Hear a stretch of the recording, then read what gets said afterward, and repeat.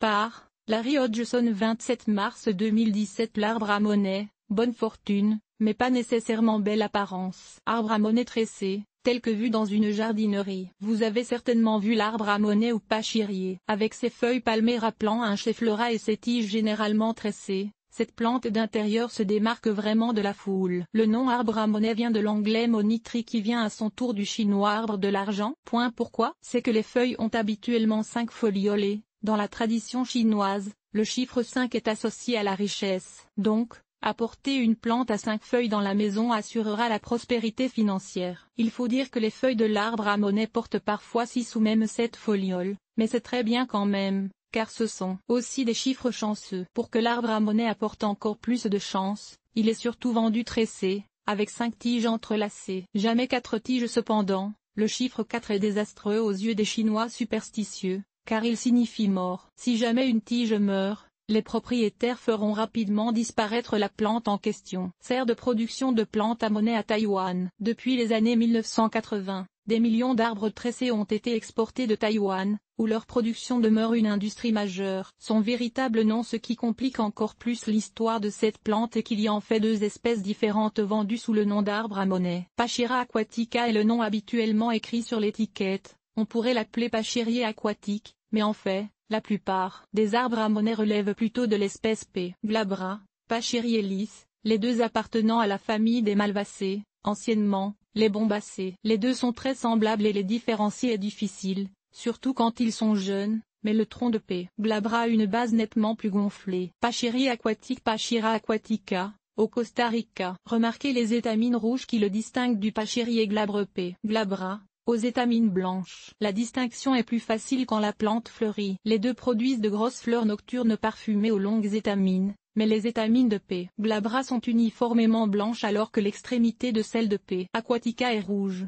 Aussi le gros fruit de P. glabra est vert et sans poils, le sens de glabra, alors que celui de P. aquatica est brun acajou et velouté. Les 2 contiennent des noix comestibles, menant à toute une série d'autres noms communs, châtaignier de Malabar, châtaignier de la Guyane, noisetier de la Guyane et plus encore. Les 2 espèces viennent d'Amérique du Sud et centrale. P. aquatica le long des cours d'eau. P.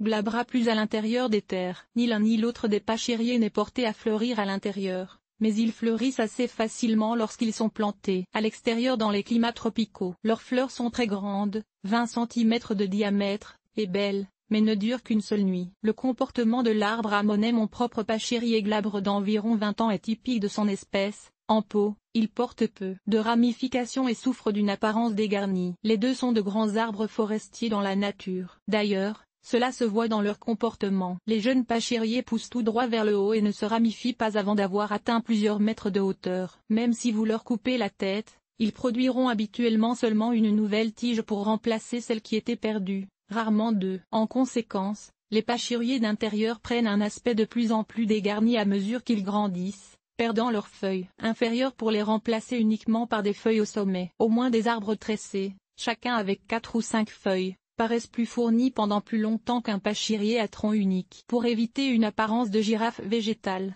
il est donc préférable de les tailler annuellement à la fin de l'hiver en supprimant leur tête. D'ailleurs, si vous en achetez un, habituellement vous verrez la trace des tailles précédentes. Ne vous inquiétez pas, une autre tête, avec de nouvelles feuilles, poussera rapidement. Si vous voulez que la plante reste compacte, rabattez juste au-delà la fin des tiges tressées. Avec le temps, les plantes finissent par accumuler beaucoup de cicatrices d'élagage. Autrement dit, la pachirier, du moins quand on le cultive à l'intérieur, n'est pas un arbre qui vieillit gracieusement. L'entretien du pachirier. Les 2 espèces de pachirier font des plantes d'intérieur étonnamment faciles à cultiver. Pachirier glabre Pachira glabra, tressé. Bien que dans la nature les arbres adultes poussent avec leurs branches supérieures exposées au plein soleil tropical, les jeunes arbres germent dans l'ombre profonde de la jungle et conservent cette tolérance lorsqu'ils sont cultivés à l'intérieur. Et s'ils croissent souvent le long des cours d'eau avec leurs racines qui trempent dans l'eau, comme le nom P. aquatica suggère, ils sont néanmoins très tolérants à la sécheresse. Ils ne semblent pas non plus être dérangés par le fait que leurs racines soient terriblement serrées dans un petit pot, comme quand on les cultive en bonsaï. En conséquence, vous pouvez mettre votre pachirier au plein soleil ou en arrière-plan,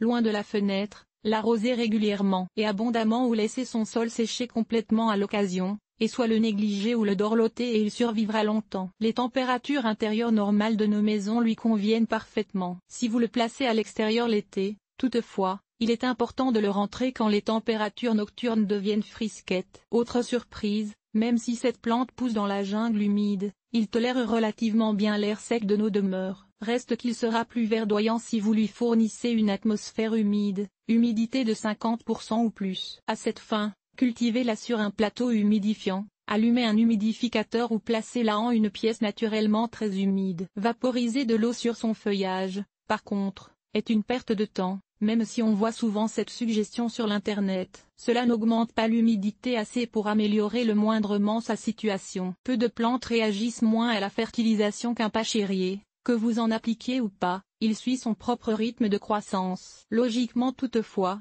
vous donneriez un peu d'engrais pendant sa courte période de croissance annuelle, soit au printemps. S'il vous est possible de le faire, placez votre pachérier en plein air pendant l'été, d'ailleurs, au plein soleil si possible. Seulement alors pourrait-il, peut-être, fleurir un jour. Il faut toutefois l'y acclimater progressivement, car ses feuilles brûleront si elles sont soudainement exposées au soleil intense. Ne paniquez pas lorsque certaines vieilles feuilles jaunissent et tombent l'hiver ou au début du printemps. Cela fait partie de son cycle de croissance naturelle et de nouvelles feuilles apparaîtront bientôt pour les remplacer. Procédez à tout rempotage au début du printemps. Les jeunes pachériers profiteront d'un rempotage annuel dans un pot un peu plus gros chaque fois. Chez les spécimens matures, on peut retarder ce rempotage pendant 4 ou 5 ans si nécessaire. Vous voulez conserver votre pachérier dans un petit pot de bonsaï. Il serait alors sage de le dépoter et réduire la longueur de ses racines d'un quart à tous les ans. Si vous voulez continuer à tresser les tiges, faites-le alors qu'ils sont encore jeunes et souples, en utilisant des liens torsadés. Pour fixer les tresses le temps qu'elles se fixent dans cette position, les Taïwanais utilisent à cette fin des liens torsadés dorés,